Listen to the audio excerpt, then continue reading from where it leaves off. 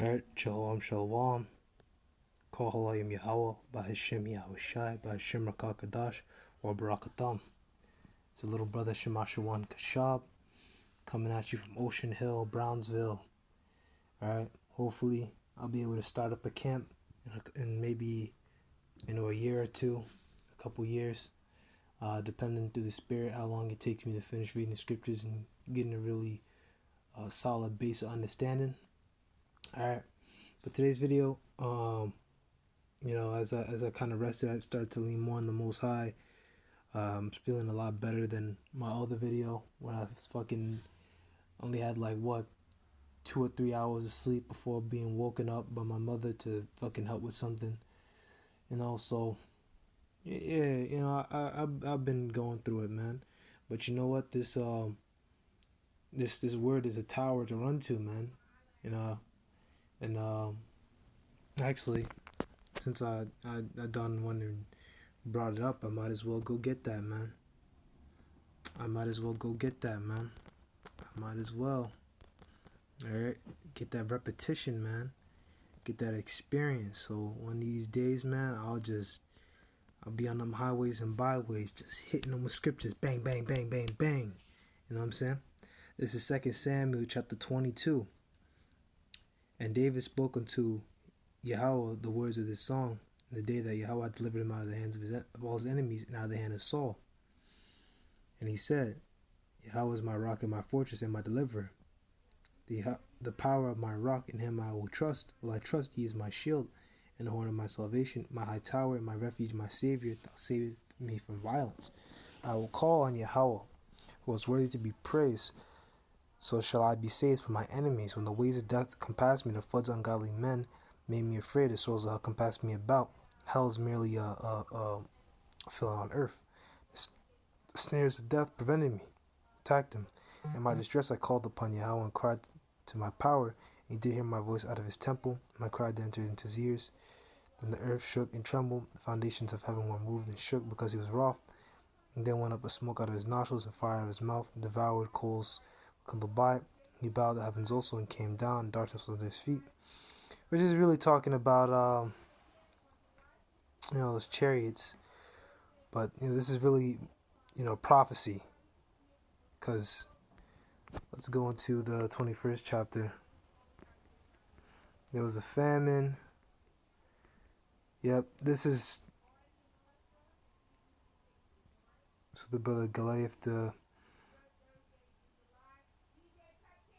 Mainly we were going around conquering the Philistines. We were going around and destroying them. Amasa, Joab's garment.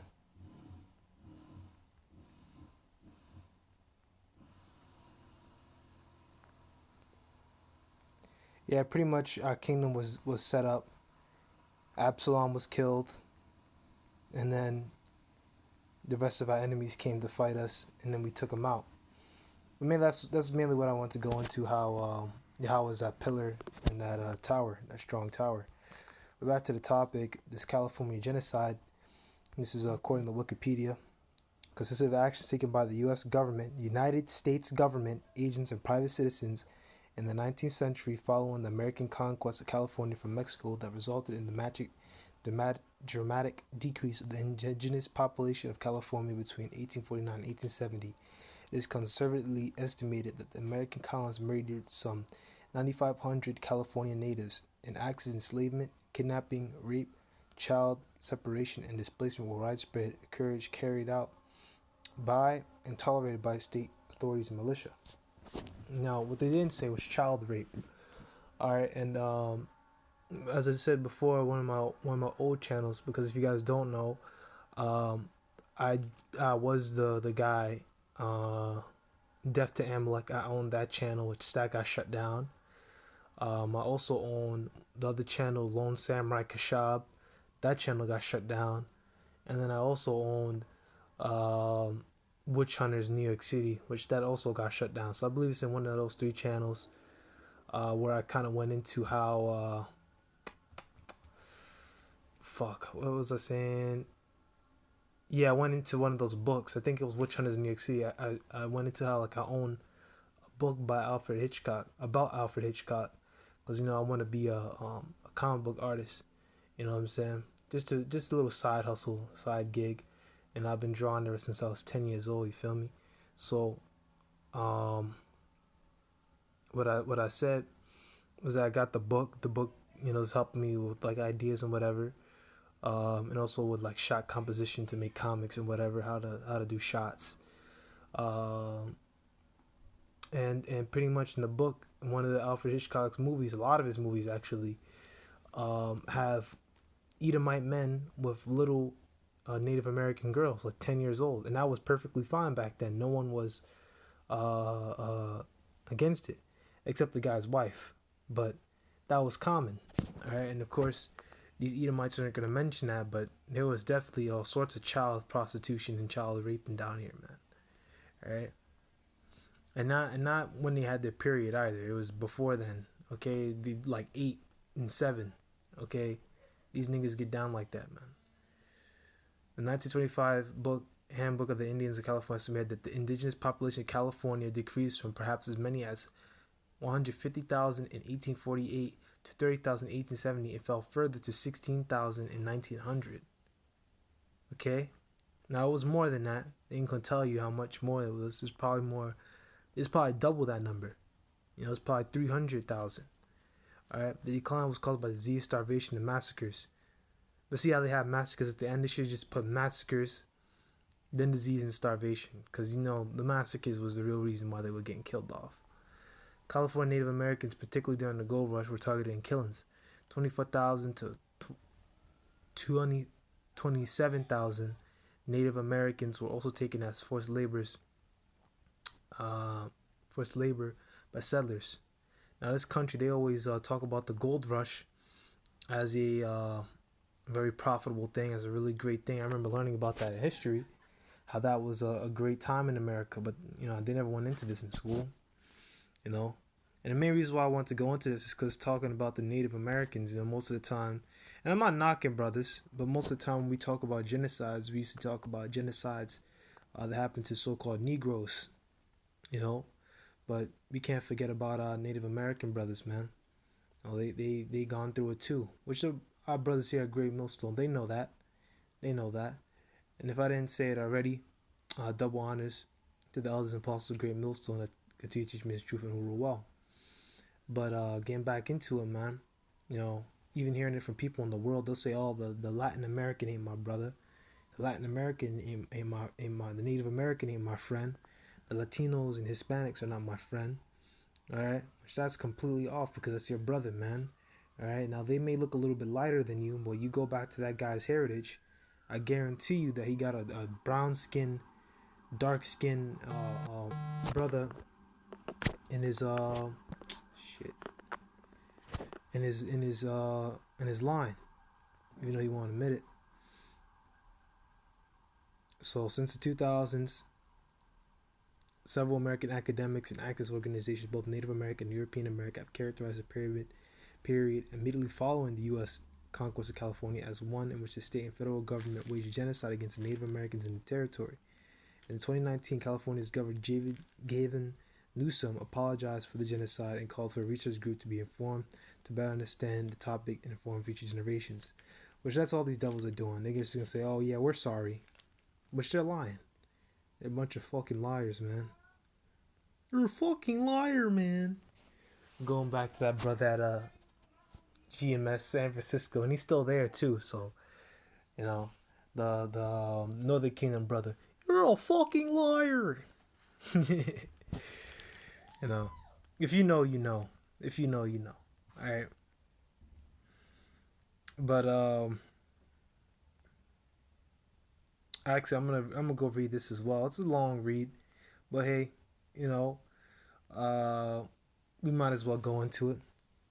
In the latter half of the 19th century, California state and federal and actually, before I go into this, man, hold on a second, man. All right, the spirit is bringing me to get the scripture, man. Woe unto them that go down to Egypt for help, man. Alright, Isaiah chapter 31, verse 1. Woe to them that go down to Egypt for help, and stay on horses and trust in chariots, because they are many, and horsemen, because they are very strong, but they look not unto the Holy One of Israel. Neither they seek Yahweh. Alright, you know what I'm saying? Slakia. But, you got our people with this whole government thing, with the whole jab, right, which we know is a preview to the MOB. And if you look on Al Jazeera, I was gonna go into it and watch the video, but those fucking people there annoy me. Maybe I'll, if the spirit hop on me, I may go watch that thing on Al Jazeera about cybersecurity and whatever. But pretty much what they're saying is can the ransomware thing be stopped? And I only listened to a couple seconds before I closed off, because I was like, I don't feel like doing this. I want to do this lesson right now. But you know what I'm saying? They're already talking about it. They're gonna more than likely use, and this is what the other brothers have said, elders and bishops. They've already gone into this, like that whole hacking situation is gonna be the way they're going to usher in the MOB. And I also went into that thing about how the U.S. Army so-called lost 1,900 guns, which they lost many more, okay, because they're selling them out to these different countries and rebel groups. All right, so we get the concept of the proxy war, okay. In America, the government is waging proxy wars. They'll say, maybe give weapons to, I don't know, America give weapons to freaking FBI or CIA, whatever, give weapons to one gang. Say, let's just make up a scenario. Say the Woos, right? Let's say CIA gave guns to the Woos, but then they also go behind the back and also give guns to the shows, and then they just let them fight. That's a proxy war, okay? It's pretty much when a nation has their hand in it, but they're not directly involved, okay? And it could be one party, it could also be two parties, okay? But you really, you kind of see that with the whole Palestine-Israeli conflict, which, notable conflicts in New York was that one false Jew who got his ass whooped by like 30 Arabs.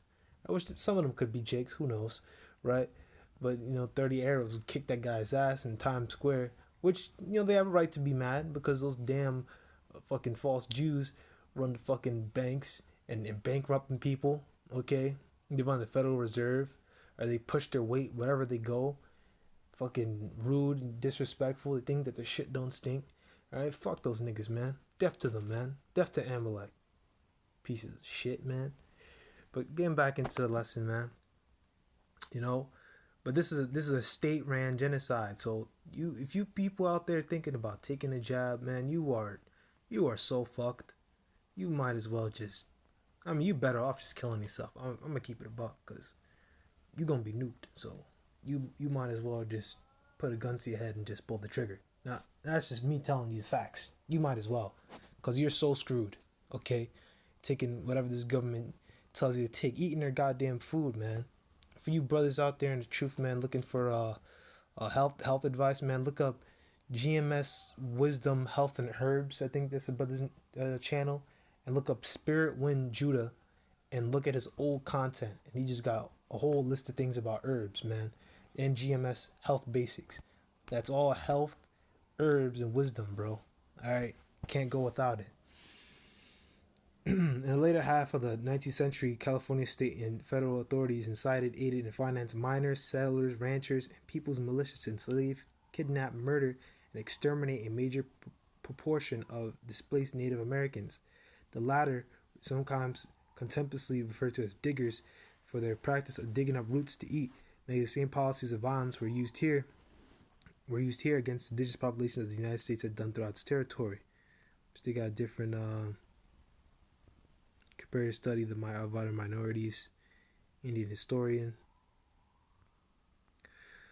Simultaneous to the ongoing extermination, reports of the decimation of Native Americans were made to the rest of the United States and internationally.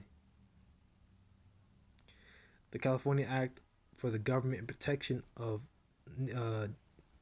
Indians was enacted in 1850, amended in 1860, repealed in 1863.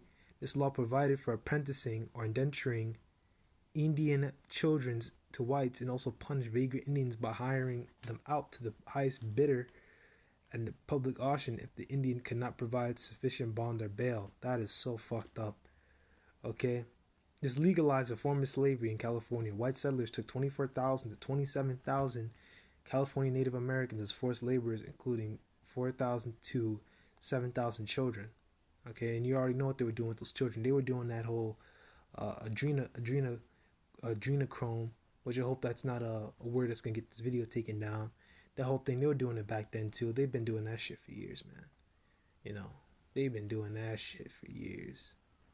You know, the whole thing about Dracula goes back to them even back when they were in Canaan. The Canaanites did that all the time. Blood sacrifices with those Asherah groves, eating blood and cannibalism. That's all Canaanite shit, man. They know what's up, man. They do it today too. They do that shit today still. Brought back mainly through that asshole Aleister Crowley. Which little fun fact, a little aside, is that bastard's son, something shit. Let me pull that faggot's name up. Let me get it, the nigga's name. Alright, the fucking faggot ass nigga, man. Hate this nigga, man. Aleister Crowley. Fucking piece of shit. Cause he's the guy that spread all that masonry shit. Every celebrity, so-called celebrity, has one of his books. But his son, this guy here, he's involved in like Cornwall. I think it's called Cornwall. He's involved in Cornwall. I think he's like a sort of fucking something at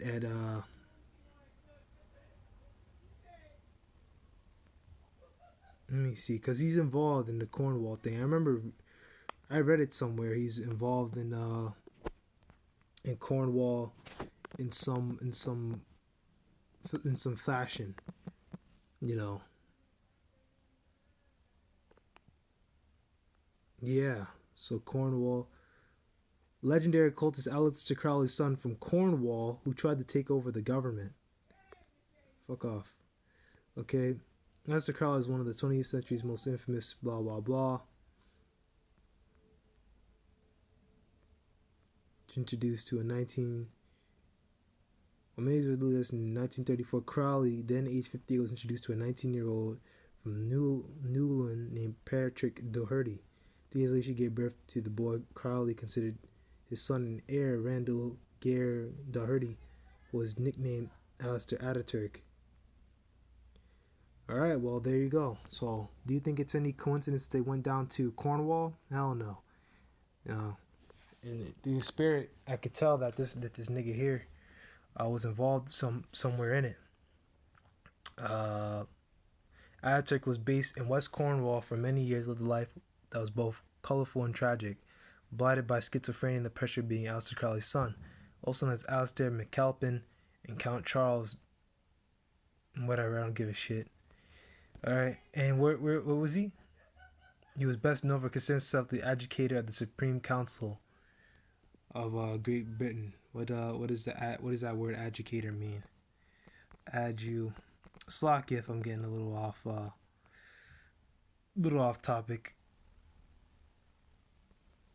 One who educates. Okay, that doesn't help at all.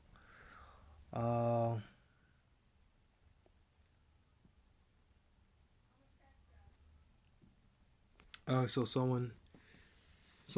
from that you could tell this guy has a high position, all right, which what these devils do.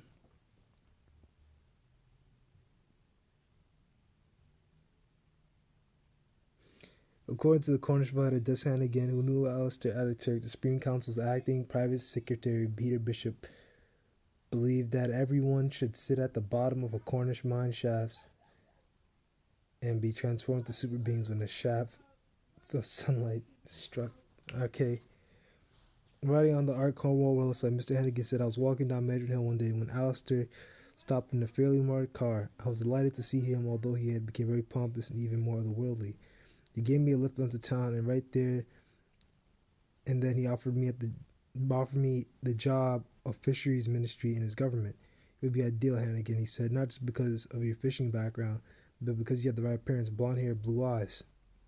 But you already know, he's fucking racist dickhead. I decided that Alistair, who was always right at the center, to say the least, had tipped over to the fascist Oswald Mosley mindset. I declined the exalted position. Ataturk was very serious about taking over the UK government by persuasion. In 1976, he hired a partial limousine, complete with Supreme Council pennants, and was chauffeur driver to London with Bishop alongside him. Always renowned for his dress, he was often seen around West Cornwall in jopters, riding boots and sunglasses. Ataturk left Madron for 10 Downing Street, dressed in uniform with gold trimmings, epaulettes, and velvet cape.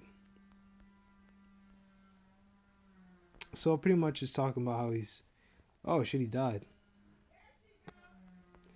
His bid to create a Supreme Court fizzled out, and soon the Ataturk became deeply religious, and sadly his mental health deteriorated. At one point, he found living on a park bench just off Talbot Road in London, with his suitcases nearly organized behind him. He died in a car crash in Chalfont St. Peter, Buckinghamshire, in 2002, age 65.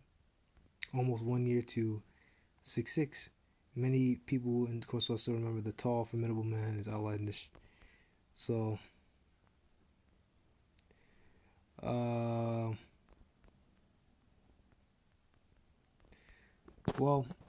we don't gotta read the rest. I don't really give a shit. But going back into it, that's kind of the reason.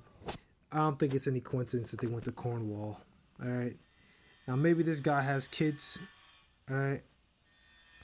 Maybe I'll do a deeper dive. This is just something I brought up. Just kind of something through the spirit. Notable early eyewitness testimony and account. Salakias, Satan is fucking making noise. Notable early eyewitness testimony account. The Indians of California, 1864, is from John Ross Brown, customs official and inspector of Indian affairs in the Pacific Coast. He systematically described the fraud, corruption, land theft, slavery, rape, and massacre perpetrated on a substantial portions of the Aboriginal population. This was confirmed by temporary Superintendent Dorcas J. Spencer. By one estimate, 4,500 Californian Indians were killed between 1849 and 1870. Bullshit. A lot more were killed. Contemporary historian has documented the numbers of Californian Indians killed between 1846 and 1873. Estimates during this period at least 9,492 to 16,092 California Indians were killed by non-Indians. Just say white, fucking dumbass. Alright, but this is just Esau's fucking wording. Most of the deaths took place in what he defined as more than 370 massacres. Defined as okay, whatever. We know that. Alright, saying five or more disarmed citizens, disarmed combatants. Alright, but it's murder. It's fucking killing people, man. Unjust murder. The Native American activist and former Sonoma State University professor Ed Castillo was asked by the state of California's Native American Heritage Commission to write the state's official history of the genocide, and he claimed that the well-armed death squads combined with the widespread random killing of Indians by individual miners resulted in the death of 100,000 Indians in 1848 and 1849. Okay. Let's go down this list real quick. See this shit? Gold rush increased pressure on the Native Americans. Shit. Look at all these damn things, man. This is something that, probably gonna have to make a part 2, man, because all these damn things, man. Now I'll look at them. 2,500 to 700. Some of them seem to be fucking gone. They can't even make numbers on some of them. Alright. 4,000 to 1,500. So look. 133,000 up to 300,000 to 16,000 is left, which, it's more than 16,000. It could be. It could be. It could be more because some of them they can't count for. But that's a big drop, man. All right, this fucking devil, man. Um, this is Amos chapter 1, verse 11. For 3 transgressions, thus saith Yahweh, for 3 transgressions of Edom, and for 4, I will not turn away the punishment thereof, because he did pursue his brother with the sword, and did cast off all pity, and his anger did tear perpetually, and he kept his wrath forever. Okay? But I will send fire upon Teman, which that's a duke of Edom, and shall devour the palaces of Bozrah. This is going to mostly Babylon. But this is modern day Babylon. This is modern day Egypt, spiritually. A lot of the same ideals, a lot of the same motives. Alright. This is Romans chapter 9, verse 13. As it is written, Salakia. Now you see why my sleep is fucked up, right? As it is written, Jacob have I loved, but Esau have I hated. What shall we say then? Is there unrighteousness with Yahweh? Yahweh forbid. For he saith to Moses, I will have mercy on who I will have mercy, and I will have compassion on who I will have compassion. Talking about the children of Israel.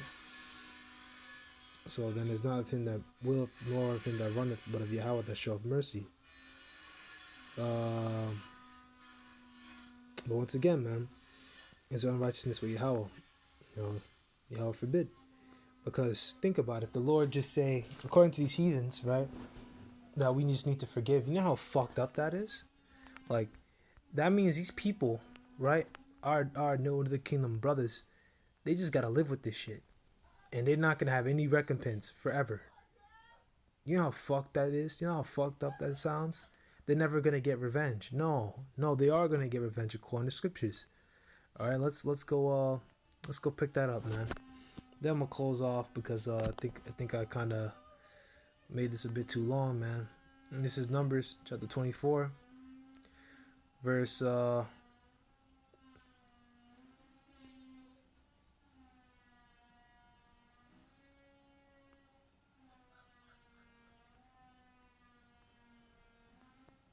hold on.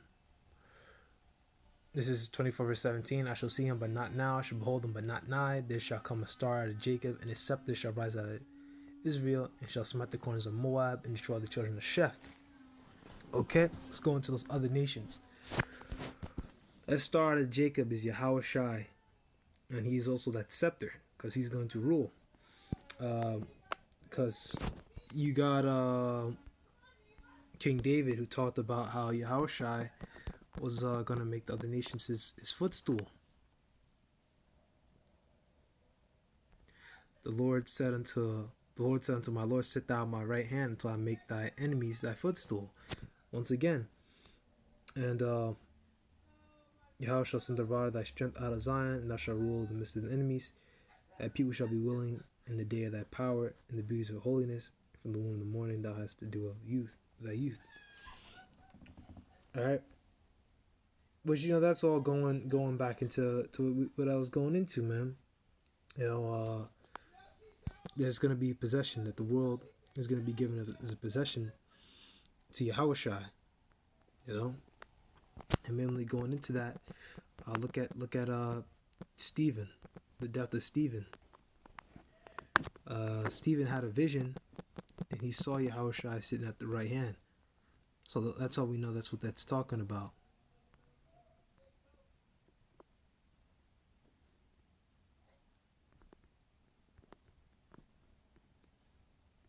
I think it's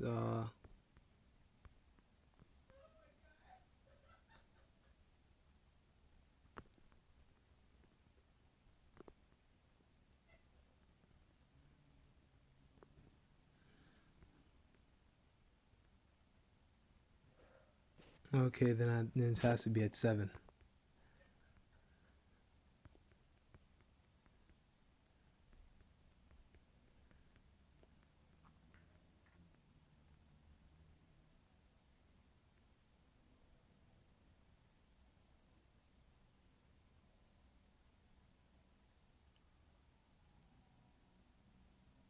Yep. So this is Acts chapter 7 verse 54. When they heard these things, they were cut to the heart, and they gnashed on them with their teeth.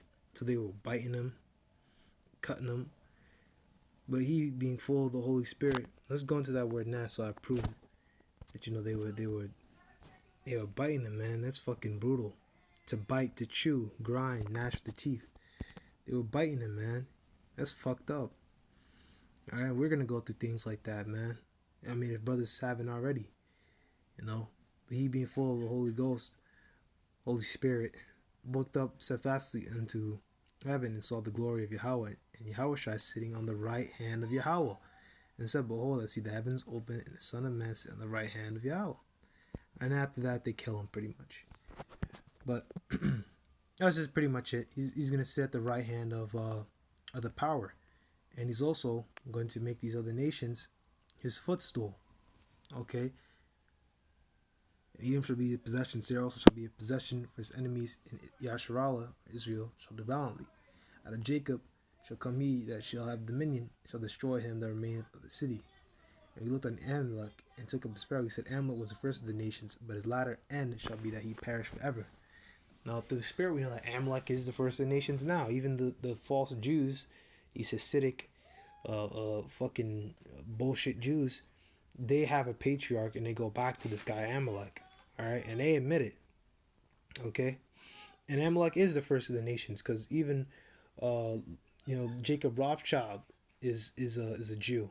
Amschel Mayer Rothschild. I'm pretty sure those guys were all Jews. Let's go pull that up. Amschel Mayer Rothschild, Jew. I'm pretty sure they come from a long line of, yep, German Jewish banker. So once again, so-called Jew. They're not a fucking, they got nothing to do with us, man. And he looked on the Kenites and took up his parable and said, Strong is thy dwelling place, and thou puttest thy nest in a rock. Nevertheless, the Kenites shall. Okay, I'm not gonna really go into the rest, but those Kenites are going to those Canaanites and Hamites that are gonna be, afflicted by Shittim, and Shittim is going to Macedon, those Greeks. But that's pretty much it. You devils got a lot to pay for. Maybe I might go into some of these other smaller massacres, perhaps.